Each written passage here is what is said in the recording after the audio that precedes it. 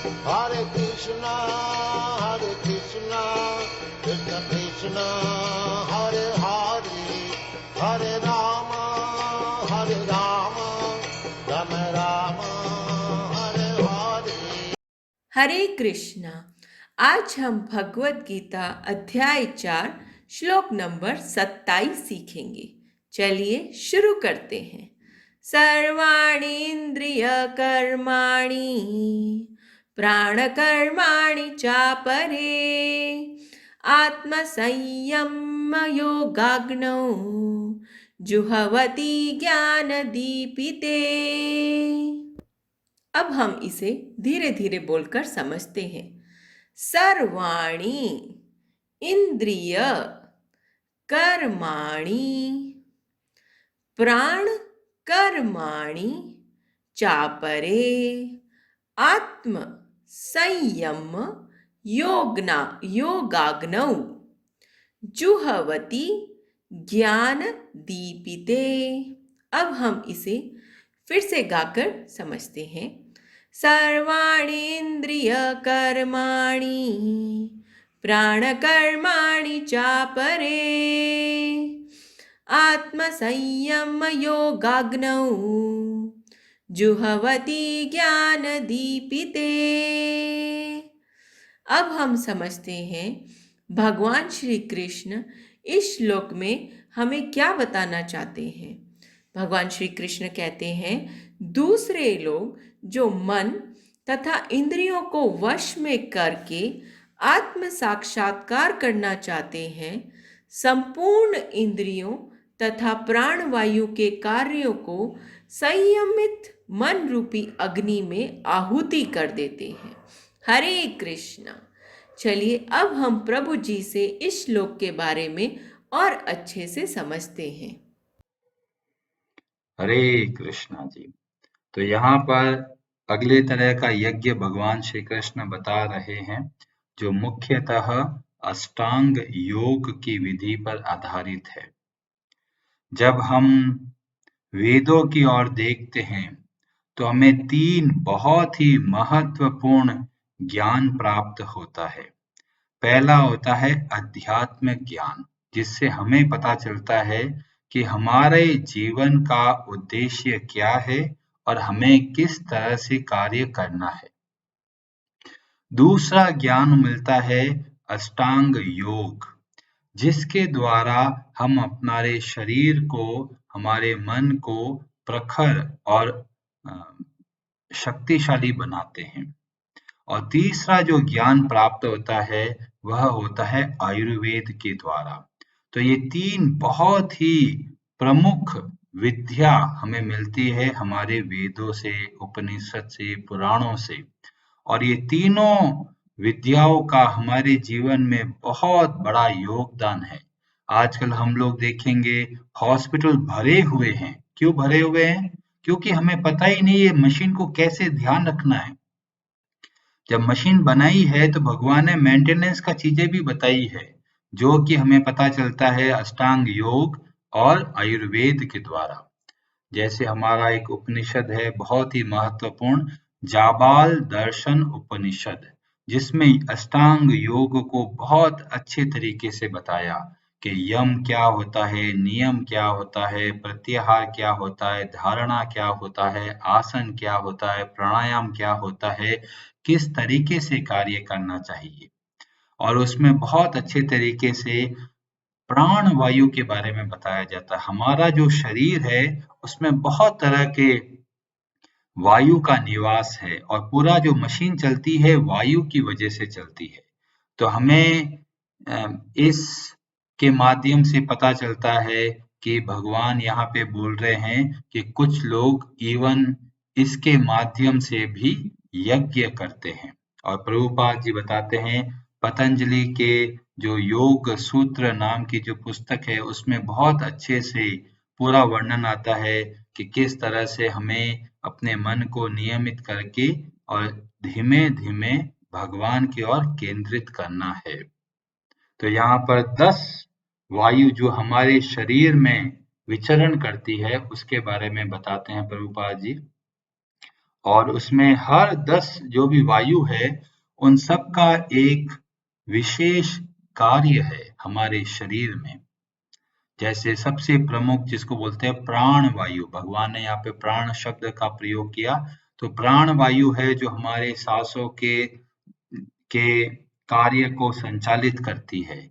और ऐसे दसों वायु का वर्णन हमारे उपनिषद में देखने को मिलता है। और एक बहुत ही बढ़िया संहिता है कॉल्ड घेरंड संहिता, उसमें भी योग और आसन के बारे में बहुत विस्तार से बताया गया है। और ये सब हमारे शरीर को स्वस्थ करने में बहुत लाभदायक है। ये जो विज्ञान है अष्टांग योग का और आयुर्वेद का, ये हमें मुख्यतः बताता है कि हमारे शरीर का मेंटेनेंस कैसे करें। मशीन चल रही है, हमें पता ही नहीं इस मशीन का क्या ध्यान रखना है, क्या करना है। तो बड़े अच्छे से बताया जाता है कि हमारे शरीर में वात, पित्त और कफ होता है और उसके कुछ बैलेंस बिगड़ता है, संतुलन बिगड़ता है तो तरह-तरह की बीमारी आती है। तो ऐसा नहीं है कि भगवान ने हमें दुख के लिए भेज दिया है। भगवान ने हमें साथ में ज्ञान दिया है कि इसके माध्यम से आप अपने शरीर को यथासंभव शुद्ध रखकर और स्वस्थ रख सकते हैं। बहुत लोग समय पहले तो योग का मजाक बनाते थे। आयुर्वेद का मजाक तो अभी भी बनाते हैं। पर ये बहुत ही प्रामाणिक ज्ञान है जो हमारे शरीर को स्वस्थ रखने में बहुत लाभदायक है। बहुत छोटी-छोटी बातें बताई गई आयुर्वेद में, अष्टांग योग में, जिसमें एक बताया गया नाड़ी शोधन। मतलब हमारे शरीर के अंदर बहुत सारी नाड़ी है जिसको कई बार नर्वस सिस्टम की तरह बोलते हैं और उसमें बहुत सारी नाड़ियों का वर्णन आता है और बोलते हैं वह अशुद्ध हो जाती है समय के साथ में, तो उनको रेगुलरली सफाई करते रहना पड़ता है। तो कैसे करें? तो एक बहुत बढ़िया नाड़ी शोधन के बारे में बताया है, जिसको आजकल लोग अनुलोम विलोम प्राणायाम के नाम से जाने जाते हैं। पर जो आजकल यूट्यूब वगैरह में बताते हैं, वो बहुत उल्टा सीधा बताते हैं। इसलिए अगर आपको कुछ चीज समझनी है तो सीधा हमारे शास्त्रों के अनुसार चलिए, जिसमें बताया गया है ईड़ा नाड़ी क्या होती है और पिंगला नाड़ी क्या होती है और सुषुम्ना नाड़ी क्या होती है, जो नाक के माध्यम से जब अनुलोम विलोम करते हैं तो बहुत सरल तरीके से उपाय बताया कि पहले बाएं मतलब लेफ्ट से आप सांस अंदर लीजिए, फिर सांस को अंदर रखिए और दूसरे जो नाक का हिस्सा है जिसको राइट साइड वाला जो होता है वाम भाग वाला, उससे दाएं से बाहर निकालना और फिर वहां से रिपीट करना। बस केवल 5 बार करना होता है और इस तरह से नियमित करने से ही हमारे शरीर का शोधन होता है, हमारा शरीर शुद्ध बनता है और बीमारी आती है अशुद्धता की वजह से। तो भगवान यहाँ पर ये बताते हैं कि जो अष्टांग योग है, उसके द्वारा हम अपने शरीर को, मन को सुदृढ़ करके और किस तरह से भगवान की ओर भी लेके जा सकते हैं। अब बहुत सारे लोग जो यूट्यूब में बताते हैं मंत्रों के साथ नहीं बताते, जबकि इसकी एक विधि है। जब हम सांस अंदर लेते हैं तो हमें भगवान के नाम का मंत्र का जाप करना होता है और जब सांस को अंदर रोकते हैं तब भी भगवान के मंत्र का जाप करना होता है और जब सांस को छोड़ते हैं तब भी भगवान के नाम का जप करना होता है। और कितना करना होता है ये भी प्रॉपर रेशियो बताया है। 1:4:2 मतलब एक मंत्र बोलना जब सांस आप अंदर लो, जब सांस अंदर रखते हो तो 4 बार बोलना है और जब सांस छोड़ते हो तो 2 बार मंत्र बोलना है। और इस विधि से अगर हम नियमित रूप से करते हैं और अगर हो सके तो अगर आप जब आरंभ करते हो तो उससे पहले आप ये कीजिए, तो इससे क्या होता है मन बहुत स्थिर होता है और भगवान के नाम में बहुत अच्छे से लगता है। और कई बार देखते हैं कि अष्टांग योग तो ऐसा लगता है बिल्कुल अलग दिशा में जा रहा है, पर वास्तव में अष्टांग योग का उद्देश्य क्या है वह समझना बहुत जरूरी है कि जितना जो अष्टांग योग के बारे में बताया गया है वो मन को स्थिर करके समाधि की ओर जाना, और समाधि में किसका ध्यान किया जाता है? भगवान श्री कृष्ण का। पर जो लोग इसके बारे में नहीं बताते, मतलब वो अष्टांग योग का अधूरा ज्ञान देते हैं। जैसा कि हमने पिछले रविवार की कथा में पढ़ा, ध्रुव महाराज के बारे में, तो उन्होंने भी अष्टांग योग के द्वारा ध्यान किया भगवान श्री हरि का। तो अष्टांग योग एक माध्यम है जो हमें भगवान से जोड़ने में सहायता प्रदान करता है और साथ में ही हमारे शरीर को स्वस्थ रखने में भी बहुत लाभदायक है।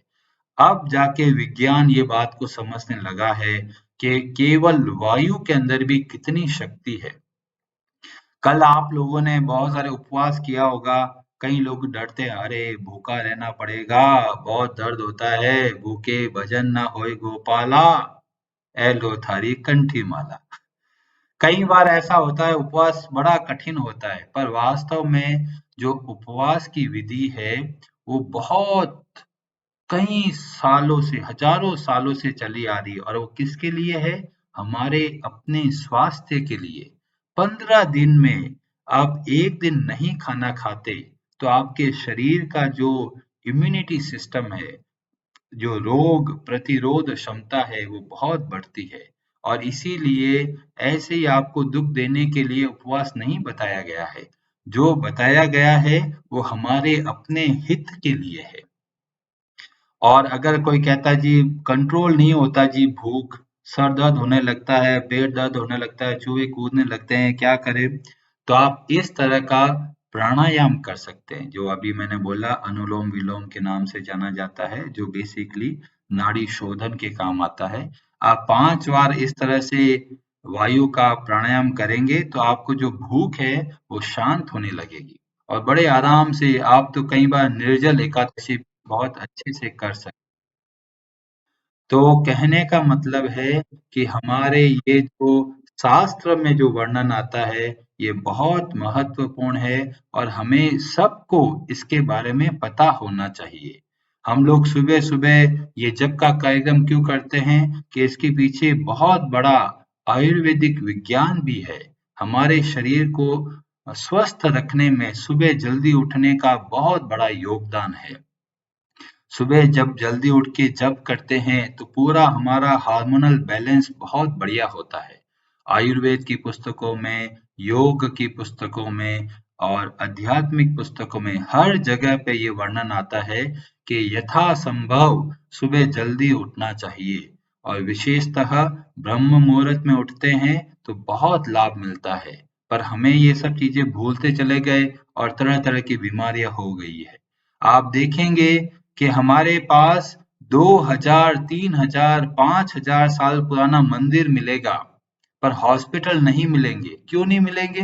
क्योंकि पहले इन सबके बारे में पता था कि अभी क्या चीजों को खाना चाहिए, क्या चीज नहीं खाना चाहिए, कब सोना चाहिए, सूर्य अस्त हो रहा है अब क्या करना चाहिए, सूर्य उदय हो रहा है अब क्या करना चाहिए। ये बातें घर घर में बच्चों बच्चों तक पता था, तो उनको पता था कि भाई शरीर का ध्यान कैसे रखना है। अब हमें ये पता ही नहीं। अभी हमें चले जा रही मशीन चले जा रही है, अब कभी तो खराब होगी ही होगी और जब मशीन खराब होती है तो बुरी तरह खराब होती है, बीमार पड़ते हैं, फिर भगवान को दोष देते हैं कि भगवान आपने दुख दे दिया।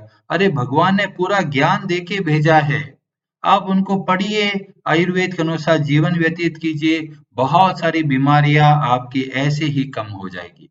कुछ बीमारियां आएगी अवश्य, क्यों आएगी? क्योंकि वो हमारे पाप कर्मों की वजह से आती है। तो उन बीमारियों को छोड़कर पर छोटी-छोटी बीमारियों से तो आप बड़े आराम से बाहर निकल सकते हैं। केवल इस तरह का योग और आयुर्वेद और आध्यात्मिक ज्ञान को करते-करते।